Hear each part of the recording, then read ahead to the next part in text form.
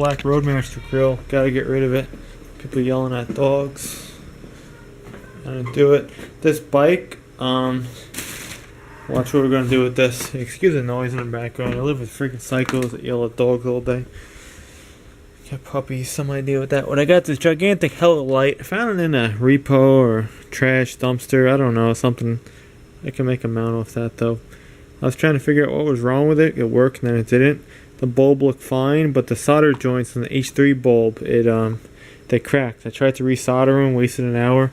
Can't resolder it, so I bought a new bulb for that. We're gonna mount that in a bike with relay and maybe powered by a jump box, which would be pretty freaking cool.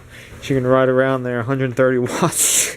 You can turn that shit on, just to make me seem like more of a psychopath in condo land. But I don't know if I made a video of this. I may have not. This cool thread kit. Finally just used it. Something I bought, I finally used. It's not really made by Craftsman. It's made by Lang or K-Star, K-A-S-T-A-R tools, made in USA. But Craftsman seems to have the lowest price. Not refundable if you break one. But look at this. These things are basically just like a... It's kind of like a sharpened bolt. That's what cuts in it. You could probably make one yourself. But I just used it on our new wheel hub. Thanks, Timken. I guess when you were installing it or it was getting knocked around in some factory. I check... I have a lug nut. Where the hell did it go? It's not for mine because it has the bolt-on center capsule this style. But it fits. So I always check my parts to make sure all the bolt holes are good before I install it. I'll test these things. I'll test the studs. Get into a habit of that. Because one time it bit me in the ass with a reman alternator. I put a freaking alternator on a car. And the bolt holes were all wallowed on it. I go, oh no. And it's actually so bad. When I put the factory bolt in, I didn't even check it. I was rushing. The bolt freaking broke off in it. It was like smooth, smooth, smooth. Tight, tight, tight. Broke right off. Small bolt. So now what I do, I learned that lesson. And yeah, boom. You know, it didn't cost me nothing. It was just a bolt. And I stripped back to the store for an alternator. But yeah, we ran this die on it. Also comes with thread files, metric, standard. What was it? $58 I think with tax, free shipping. Yeah, it works pretty. See right there, it was kind of mangled. I can go return it, you know, but I don't know. Should it be a ball breaker like that? See what happens with the Timkins is the seal goes bad in the back, and you'll see it. You'll look in the back of your vehicle, you'll start seeing it all like oil and dirt and stuff gets around the edges. It works its way in. Here with the floods, I bet a lot of times you go into water, it's way over your wheel hub. Yeah, it can get pretty deep, man. You go into water, you'll be going to water. This, you know, not like there across. It has been many times. So that's shit. I'll get in there and wash out the grease. It'd be cool if they put a grease fitting in these. You could just pump it up. But that's a lot to drill through. So that's that. 3 upper. Fixing it up. Yeah, this kit. What's the number on this? That's just Craftsman if anyone's interested.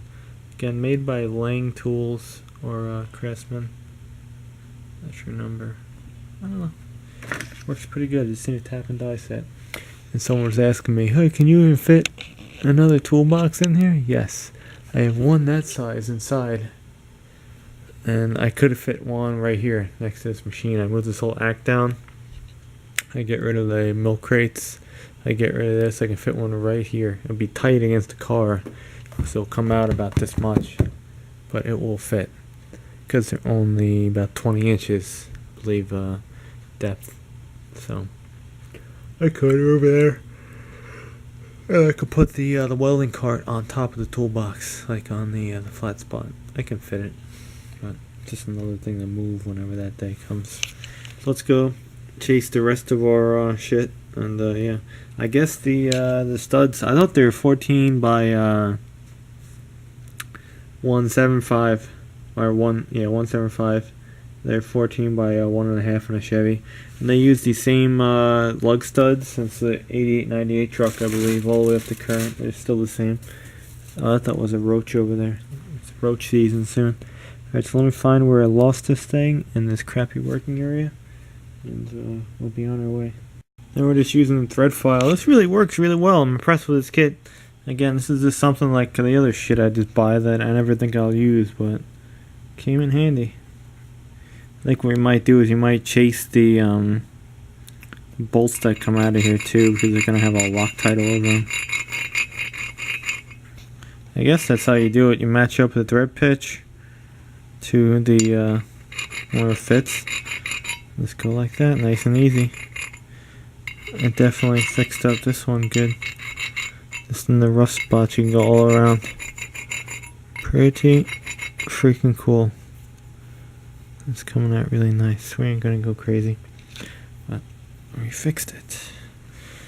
New technology. There's a guy on Craigslist. I think he has a bunch of taps and die sets, like used stuff. I think he wanted like 35 for everything, like 81 pieces, but it's far away. You know how it is on Craigslist, especially around here. People are full of something. Oh, this is nice now.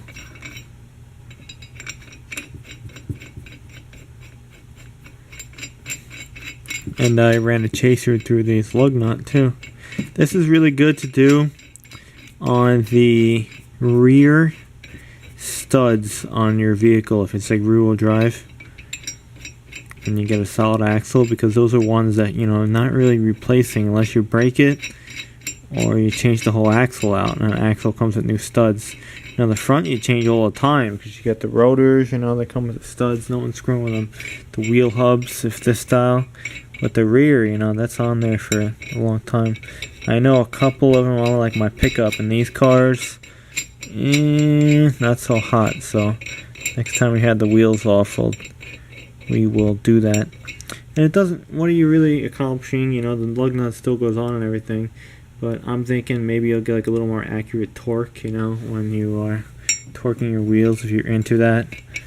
Not really into what the hell, just flaming on with impact. A funny story, back in like 2011, last time, and probably the last time ever, I was at my old shop.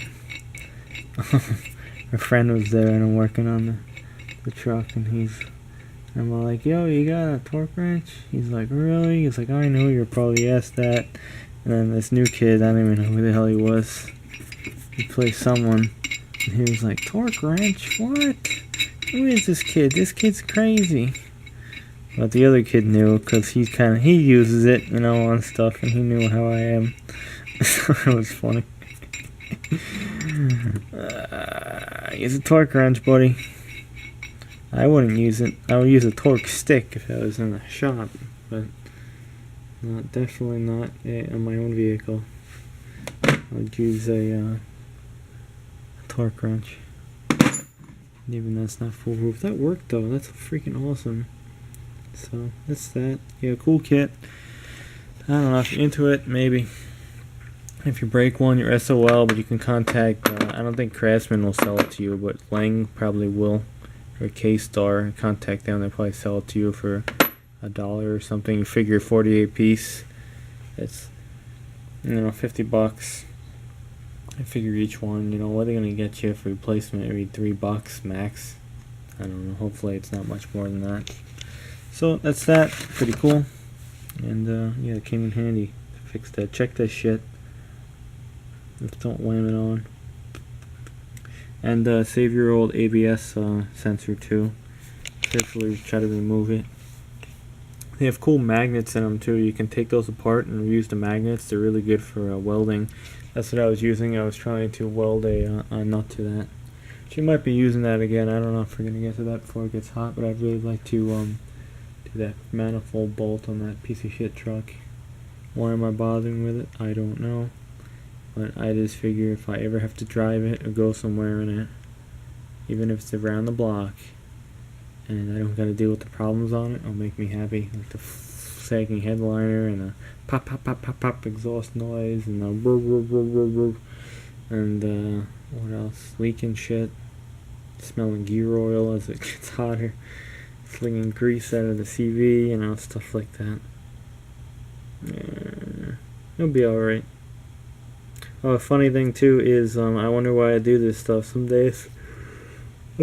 I forget the price, and then I think, why the frick I buy this thing for? And it just sits here. And then you gotta figure the price of everything. Like, some places would probably want like easy $300 to change a wheel hub, maybe 200 if like low end, and they'll just probably using cheap of the cheap. And that's not plus the part. You know, the part is, they'll probably get you $150, $200 for the part, plus the labor, $400. So yeah, some people said upwards of like $800 for change a wheel hub. And that's a bolt-on one too. Bolt-on is cake. Press on the paint. So that explains why there were so many used cars back in the day that I was driving. And they just run them to 1 goes, 2 goes, 3 goes, 4 goes. Car drives terrible, and the noise is incredible. So that's that. That is done. Metric. Oh, what are they? Yeah, they don't give you, they only give you one, the metric. They give you different variances of car story. But these are good for like engine blocks and shit on the Chevy. Because Gen 1, Gen 2 is still all standard. And Snap-on, if I didn't mention already, Snap-on has like the same box as this with their name on it, and the price is just 3 times to the roof for like everything in theirs. Kinda crazy. But at least I have something to kind of save the day. Very happy with my purchase. Yeah. Freaking aerospace wrenches, that damn ass outbid me, man. I'll find them. Looking for 0 offset wrenches. Oh, there's my Ford horns. I fixed them with ABS plastic. Just babbling now. ABS cement. I didn't even think they were ABS, and I didn't even check. I'm looking more ABS, and it fixed them very well. I still got to sand it and shit and add a little more over there, but that is rock hard repaired. These things are split bad over there, so that'll be another horn project. Or I'll mix Ford horns with GM horns. I don't know. Blah blah blah blah blah blah blah. Finally, the wheel hubs. I was gonna go with a different brand, but I didn't. You know, first one was AC Delco, second one was Timken. See, I put a lot of thought into parts, and I could talk about it for hours. People think I'm crazy, but usually my thoughts have pretty good service life. The parts, unlike when you people just pick any old shit. Oh, it's only $25 wheel bearing on eBay. That's great. The shop said it was gonna be $150.